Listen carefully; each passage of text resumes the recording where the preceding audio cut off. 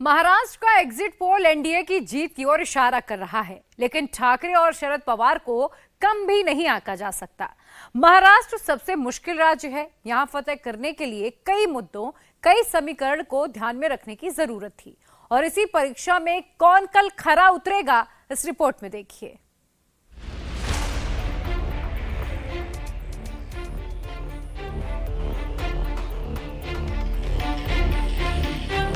महाराष्ट्र के इस चुनाव में किसी शख्स पर सबसे ज्यादा नजर है तो वो है उद्धव ठाकरे। उद्धव ठाकरे ने बीजेपी के साथ गठबंधन तोड़ा, विरोधी विचारधारा वाली पार्टियों के साथ समझौता किया, हार्डकोर हिंदुत्व की लाइन छोड़ी, उनकी पार्टी टूटी। बीजेपी से अलग होने के बाद कांग्रेस और शरद पवार के साथ नए गठजोड़ में उनका ये पहला चुनाव था।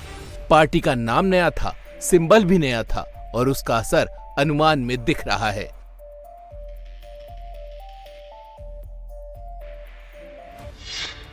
दो 2019 लोकसभा चुनाव में उद्धव ठाकरे की पार्टी 23 सीटों पर चुनाव लड़ी थी और उसे 18 सीटें मिली थी। इस बार शिवसेना उद्धव बाला साहब ठाकरे 21 सीटों पर चुनाव लड़ी है। एग्जिट पोल के अनुमान के मुताबिक उसे 9 से 13 सीटें मिल सकती हैं। प्रचार के दौरान नरेंद्र मोदी ने बाला साहब ठाकरे की बात की, कांग्रेस के साथ उद्धव के गठजोड़ को निशाने पर लिया, उद्धव की पार्टी को नकली शिवसेना कहा। इसका प्रेशर उद्धव पर साफ नजर आया। एग्जिट पोल के नतीजे ये संकेत दे रहे हैं कि उद्धव ठाकरे को नुकसान तो हो रहा है, लेकिन महाराष्ट्र की राजनीति में उनकी एग्जिस्टेंस बनी हुई है। बीजेपी के बाद महाराष्ट्र में उद्धव अब भी सबसे बड़ी ताकत बनते हुए दिख रहे हैं। शरद पवार की हैसियत भी कम होती नहीं दिख रही। 2019 की तुलना में शरद पवार की पार्टी इस बार कम सीटों पर चुनाव लड़ी थी। –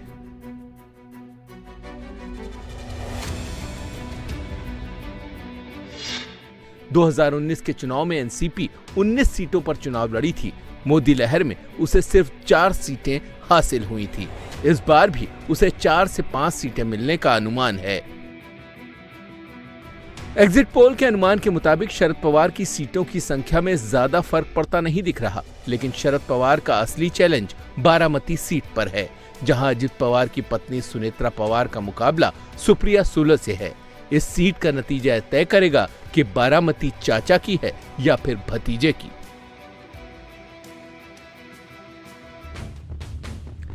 एग्जिट पोल के अनुमान ये संकेत दे रहे हैं कि महाराष्ट्र में अपना दबदबा बनाने का कांग्रेस का मंसूबा इस बार भी टूट रहा है।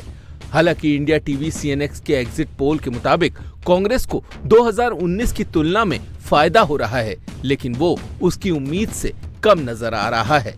महाविकास अघाड़ी में सीट शेयरिंग के दौरान कांग्रेस ज्यादा सीटों की डिमांड कर रही थी।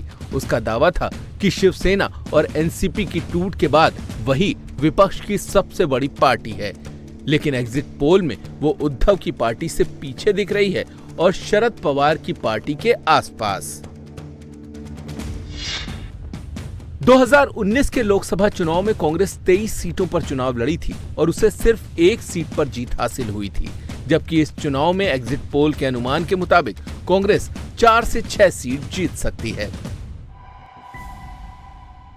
एग्जिट पोल के अनुमान इस ओर इशारा कर रहे हैं कि इस बार महाराष्ट्र में एनडीए को सीटों का नुकसान तो होता दिख रहा है, लेकिन इस नुकसान में भी बीजेपी गेन करती दिख रही है। दरअसल 2019 के चुनाव में बीजेपी और शिवसेना ने मिलकर 41 सीटें जीती थीं, लेकिन उद्धव के अलग होने से एनडीए की टैली 18 पर आ गई। शिंदे गुट के अलग होने के बाद शिवसेना के 13 सांसद उनके साथ आ गए और एनडीए का नंबर 31 तक पहुंच गया। एग्जिट पोल के अनुमान के मुताबिक इस चुनाव में भी एनडीए करीब करीब उतनी ही संख्या के आसपास पहुंचता हुआ दिख रहा है।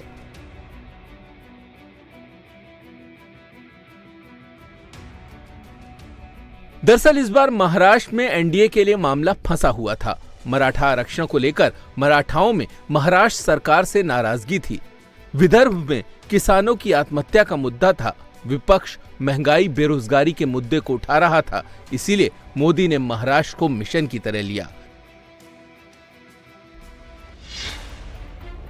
1 जनवरी 2024 से 30 मई 2024 के बीच महाराष्ट्र में मोदी ने 19 रैलियां की, यानी महाराष्ट्र में औसतन 2.5 सीट पर मोदी की एक रैली हुई।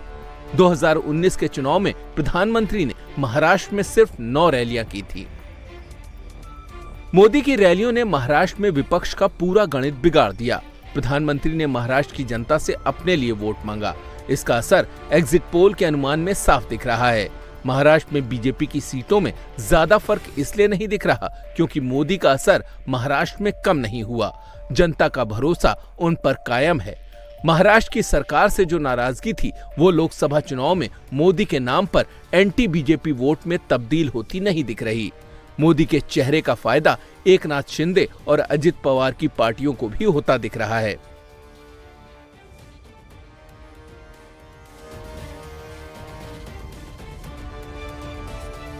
अब अगर रीजन वाइज एग्जिट पोल के अनुमान पर गौर करें तो उत्तर महाराष्ट्र की 6 सीटों में 2019 के चुनाव में बीजेपी ने सभी 6 सीटें जीती थीं। एग्जिट पोल के अनुमान के मुताबिक इस बार भी एनडीए 4 से 5 सीट जीत सकता है, जबकि इंडिया अलायंस को भी 1 से 2 सीटें मिलने का अनुमान लगाया जा रहा है। विदर्भ की 10 सीटों में पिछली बार एनडीए ने 8 सीटें जीती थीं। यूपीए के खाते में 1 सीट थी, जबकि अमरावती की सीट नवनीत राणा ने निर्दलीय के तौर पर जीती थी। इस बार एनडीए को विदर्भ में नुकसान होता दिख रहा है। एग्जिट पोल के मुताबिक विदर्भ में एनडीए को 5 से 7 सीटें मिल सकती हैं, जबकि इंडिया अलायंस के खाते में 3 से 5 सीटें आ सकती हैं। मराठवाड़ा की 8 सीटों पर पिछली बार एनडीए को 7 सीटें मिली थी। यहाँ यूपीए का खाता भी नहीं खुला था। 1 सीट एआईएमआईएम के हिस्से में आई थी। एग्जिट पोल के मुताबिक इस बार मराठवाड़ा में एनडीए को बड़ा नुकसान हुआ है। एग्जिट पोल के मुताबिक एनडीए को यहाँ 3 से 4 सीटें मिल सकती हैं, जबकि इंडिया अलायंस के खाते में 4 से 5 सीटें जा सकती हैं। 2019 में पश्चिमी महाराष्ट्र की 11 सीटों में एनडीए को 8 और यूपीए को 3 सीटें मिली थीं। अनुमान के मुताबिक इस बार भी तस्वीर वैसी ही रह सकती है। पश्चिम महाराष्ट्र में बीजेपी 6 से 8 सीट जीत सकती है, जबकि इंडिया अलायंस 3 से 5 सीटों पर जीत हासिल कर सकता है।